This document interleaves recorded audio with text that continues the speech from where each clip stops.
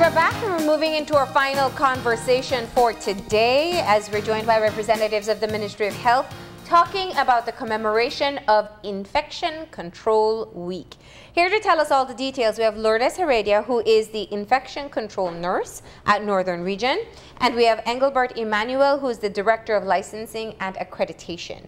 Good morning and welcome. Good morning. Good morning. So infection control seems like such a complicated topic. But I was thinking to myself how many persons I've encountered with a flu in just the past 24 hours. And that is a clear example of why infection control and the awareness is important. Is that the case? Yes. But before we get there, I would want to share with the general population that Infection Control Week is normally celebrated every year during October 16th to the 22nd. It's an international week where it is utilized for infection control specialists to share what they do and also for us to create awareness in terms of what patient is required to do within the health facilities and the general community and the infection control prevention plan within healthcare facilities. And as you said, Marlene, in terms of hygiene-related condition, we have seen that over the years is on the rise, and it's all related to the way we handle the environment and the things around our environment and the measures we put in place to secure that we do not contract conditions. And one of the key things that is utilized and is normally shared by infection control specialists and the major one is hand hygiene. And we have seen in our system here in Belize, in our country, the culture and the attitude that we have experienced across the nation that we do not see much adherence in terms of hand hygiene. And as I visit these health facilities and also business and homes, we can clearly see where it has not been emphasized to us from a child. And these are key things that we need to ensure that we advocate across. And the other is vaccine. Vaccine is utilized basically for us to build certain immunity, and we encourage the general population, especially during the height of the flu season, that those with low immune response, that they go into the facility that they get a flu shot. Now, a lot of people have this attitude and mindset that the vaccine doesn't help. But it does, it builds the antibodies within your body, and it develops a level of immunity. Instead, you will probably catch the condition to its full strength. It reduces you might get a mild flu, but not the ones that gives you pneumonia or leads to pneumonia. Exactly. And one of the things that we consistently do within the community is to monitor these conditions that is related to the viral and bacterial and those associated with the whole hygiene component. And within the health facilities, the nurses within those facilities do certain monitoring and to ensure that our healthcare professionals adhere to certain practices as it relates to infection control. So I would want Lourdes to share a bit those measures that they do and they institute within the facilities. That was going to be my question, because it depends on your perspective. You could look at a hospital and think, oh my gosh, imagine the amount of germs, or, which is true, but it's also one of the places that you will be most disciplined about disinfecting. So talk to me how you manage that. So you mentioned the term infection control seems like a complicated thing. Infection control is things that we've been doing in the past, but just that recently we have the evidence, scientific evidence, to support and for us to motivate us to continue practicing infection control. And infection control in terms of this week and in terms of health facilities is focused on things that we can do, that we should be doing in each health facility to prevent the transmission of infection, hospital-acquired infections. That is a term that we use in infection control. An infection that you get whilst being in the hospital, in the health facility. These things happen. It's not only in Belize that it happens. It happens across the world, right? But there are things that we can do and that we should do at each health facility to prevent these things from happening. Specific things like Mr. Emmanuel mentioned, hand hygiene. one of the basic things that we have learned and we have to emphasize for every health provider is that hand hygiene is the single most effective preventive action that we can use to prevent the spread of infections. What is usually taught and what we usually share with health facility providers is that we as healthcare workers, we are the ones that carry the germs in our hands. Yes. We are giving the germs the rides from one patient to another, from one equipment to another, and that is how the germs move across the health facilities. So one of the main things that we can do is the hand hygiene, and we emphasize hand hygiene with soap and water, hand hygiene with alcohol-based hand rub. So those are one of the specific activities that we promote within the health facility. Other things involve, for example, taking the vaccines for healthcare providers. Yes. Right? The health facility is germ-ridden, right? If the way you wanted to put it just everybody who comes in is sick. Exactly. So we as healthcare providers need to protect ourselves from those exposures. We see patients coming in with different kinds of illnesses. We don't know what they're carrying. They don't have a label saying, oh, I have hepatitis B, I have HIV, I have influenza.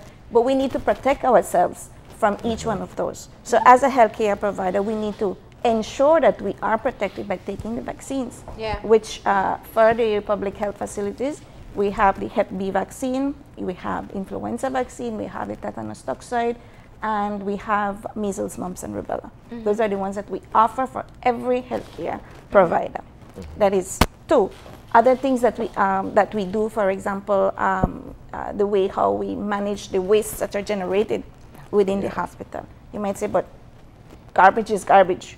No, right? There's a difference from household generated garbage to a healthcare facility garbage, right?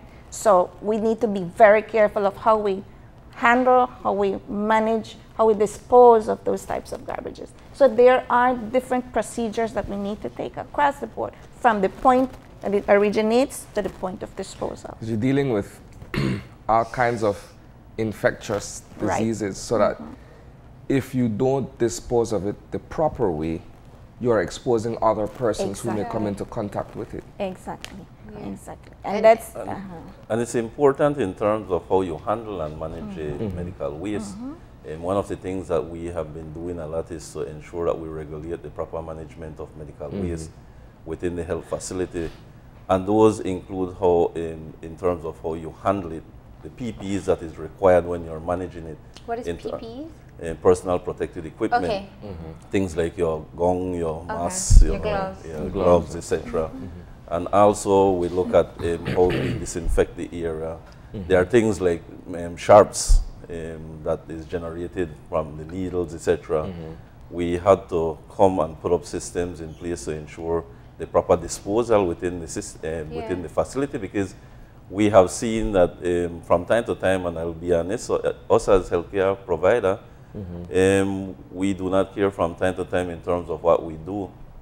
And what the world statistics has shown that one out of 10 person is infected from, as it relates to healthcare associated infection, and that is something of concern. So we have to ensure that we dispose of these waste and the sharps adequately, and also to ensure that we reduce what we would call occupational injuries. And that's why Lourdes shared just now in terms of the different vaccines that we have in place, because if we do not take these vaccines and we get exposed and we get injured, then likely we can contract these conditions. But there are systems in place within the facility that they utilize if you would get injured. And as you an would go immediate through, response, But it's preventing first. Yes. So what I hear from you is, in fact, quite a bit in terms of letting people know the structures, we don't think of it, but the structures that are in place within the hospitals. But you also have a lot of public information and public awareness in terms of looking at what we do. And I think it's so important. We joke about hand washing, but the statistics for hand washing, it's crazy to think that there are a lot of people who do not wash their hands, one, and if they are washing, they're not washing properly. And every year we see our cycles of gastroenteritis or bad belly and diarrhea and vomiting that takes place. And a lot of it goes right back to bacteria that comes from the bathroom. So there's only one way that can happen, by ingesting that bacteria. So it clearly shows that we don't have the best practice in terms of hand washing in this country. Is that the case? Well, we have been doing monitoring within our health facility, and I guess Nurse Lourdes can share when I'm through, and we have seen some level of compliance, non-compliance within our healthcare facility. Also, one of the things that I noted whilst working at the epidemiology unit some years ago is the issue around proper food handling, which is another thing that leads to gastroenteritis, etc. Yeah. And if we do not store and handle food properly, and if we do not clean our surfaces that we're utilizing, or utensils, etc., then this is how these germs get into our body. And also, when we look within the health facility, and we have people that comes into the health facility with these signs and symptoms, and healthcare professionals that do not take the right measures to protect themselves, likewise they would then contract these conditions. And this is how our healthcare professionals, they would get sick from time to time. So we encourage the proper use of PPEs, and if you notice, there are several ways that the pathogen can be transmitted. You know, and these are things that we need to ensure that our healthcare providers. You've mentioned the proper handling of food items, and you've mentioned that, well, certain things need to be covered, etc. I think equally important is when you're dealing with persons who vend fast food, and the fact that in some cases they're also handling money while preparing or serving. And we often sort of turn a blind eye to that. But then in most cases that exposes us too. Whereas in handling money, that goes from hand to hand. You don't know, you know, what's going on or where that comes from or whatsoever. And then you're directly exposed to it in terms of either receiving and then touching your food and eating, and that you ingest it in that manner. Is that also an aspect that you guys are looking at? I know you're talking strictly to what takes place on one end of the spectrum, so to speak, but is that also something being considered? If you look at the Ministry of Health programs, there are different programs. We focus mainly within the health facility. Externally would be the environmental health program, and I am aware that there are extensive training when it comes to food handlers, that each individual has to do a level of training. And like everything, you can share enough information, but at the end of the day, it's the individual themselves in terms of them wanting to ensure and practice what is being given to them in terms of information and how they use it. So those are some of the challenges that we have. Like I said, it's a cultural thing, and we need to continuously provide them with information and means and ways how to prevent certain transmission of diseases. You know, the flu, we use that as an example, how quickly and how easily it spreads. I think another really good example is pink eye and how that went so rapidly out of control. Again, the stomach illnesses that we see, these are all instances of infections that you get through contact, right? And so when you have issues like that, we look at the widespread or how it spreads in the public, it is a really great example to show that we're missing steps in terms of prevention.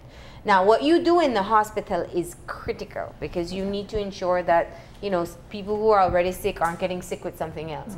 But what you do in the hospital is also important for the rest of the public.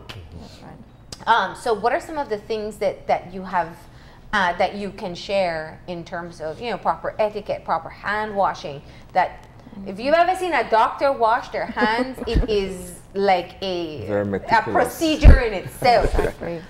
From under the nails to between the fingers.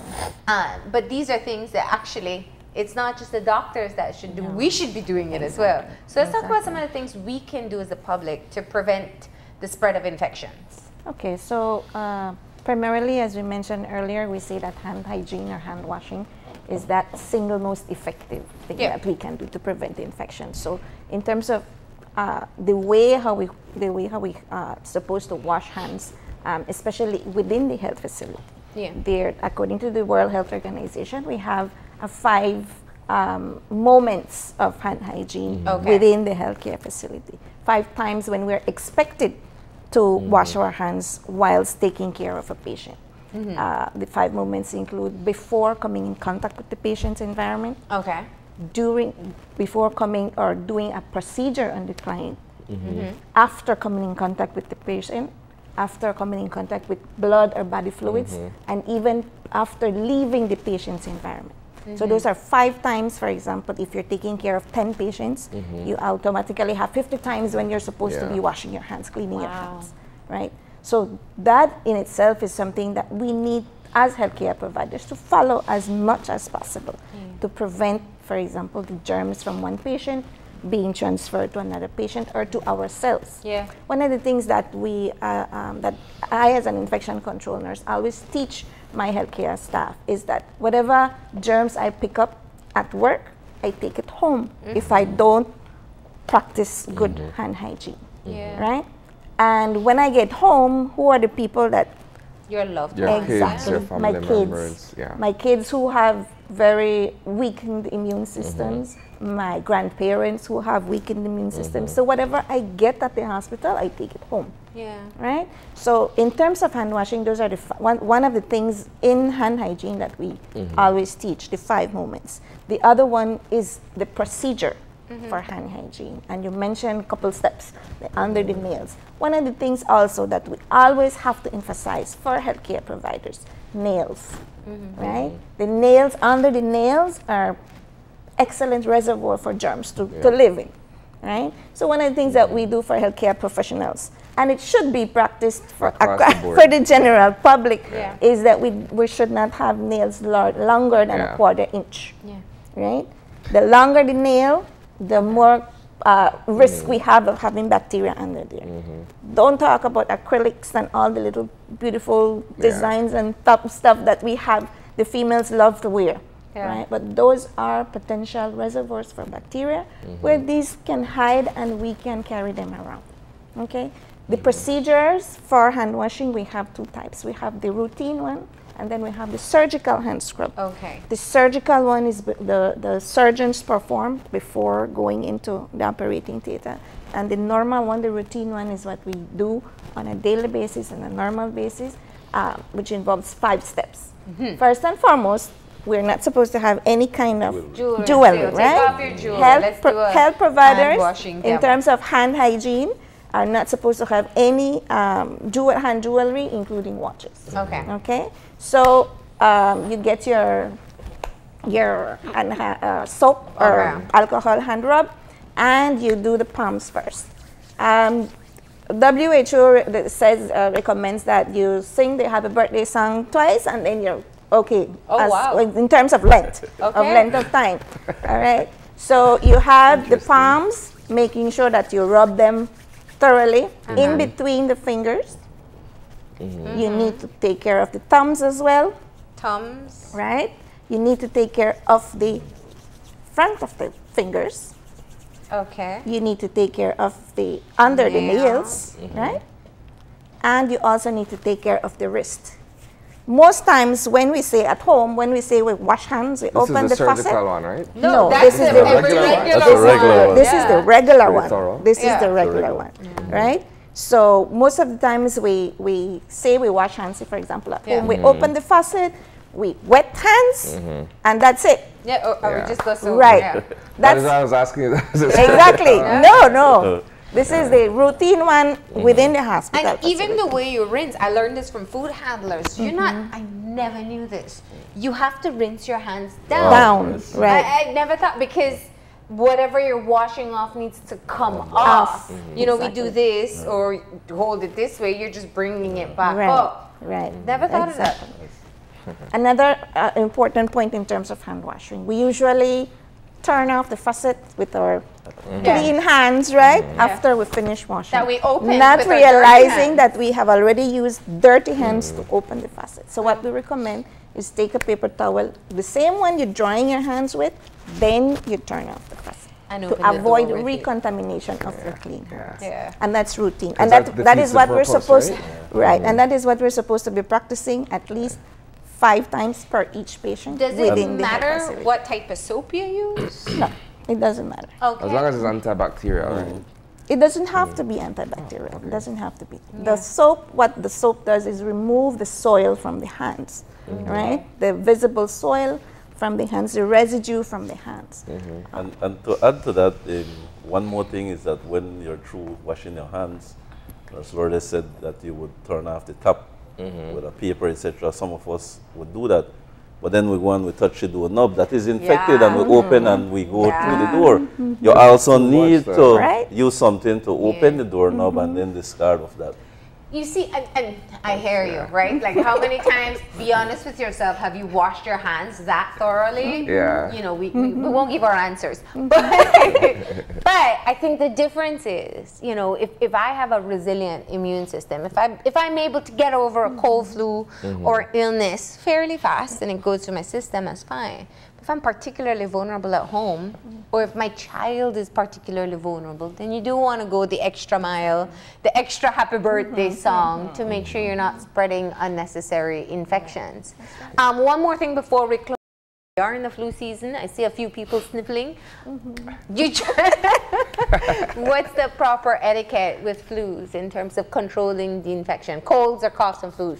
Sneezing, cough, whatever. Okay, first and foremost, vaccine, right? That's the first thing that we need to do. Take your flu shot. The flu shot is offered free of cost at any public health facility. Once you started sniffling, once you started coughing, when you have your symptoms already, runny eyes, runny nose, the coughing, the fever, to prevent the spread of it, cough etiquette is something that we also teach. Cough etiquette is something that we practice to avoid the spread of the droplets, the spread of the virus into the environment and to other persons around us. So what we can do to prevent that is the proper way how we're supposed to be coughing is either we cough within, within our shirts or on the elbow. Right? Because you very rarely come in contact with elbows. Exactly. We have the tendency or the practice, the common practice, we sneeze in our hands and then we go shaking hands. Worst thing to do. Exactly. Right. So and if that do happen, you know, at the end of the day, just be conscious that you need to clean your hands because things do happen. Yeah, I understand that. Keep a napkin, keep something close to you when you have the flu, sneeze in it, you know, to avoid the spread of the germs. But not a rag, because I see people do that. Exactly. And I'm just thinking. Yes, it would be the same thing as sneezing in your hand because you're coughing on the rag and then you leave it all about the place. Right? So you're depositing whatever you put there on surfaces. Clearly you're hearing that I'm a bit of a germaphobe, right? But it is key. So what you want to teach kids from a very young age is starting to sneeze in the elbow instead, so that they can spread their illnesses a bit less. Exactly. All right. So where can we get more information? So you have your Infection Control Week being commemorated. What activities exist for people to be able to get more education? Well, today, like I said, we have our open day at the Central Health Region where we have all the infection control nurses coming from across the country. Okay. We will be displaying the different areas within our program area that we work in, and those are waste management, the use of personal protective equipment. We're talking about food handling and many other areas, safe IV therapies and these type of things that need to be practiced within the facility. Within the district area, starting tomorrow in Corozal, they also will be having their fair in terms of all the procedures and measures. So we'll be going to the district level starting tomorrow, where we will be sharing information. They can contact the infection control nurses at the different district level, at the hospitals. That's from Corozal to Punta Gorda Hospital. And also at the Ministry of Health, we would have information if the general population would want information on infection control measures. We have the documents that talks about the entire procedures, and we share those documents with our private counterpart, the entire health system, if they would want to use it. And a lot of our private facilities have been seeking our document and have been seeking our advice in terms of infection control prevention measures. All right.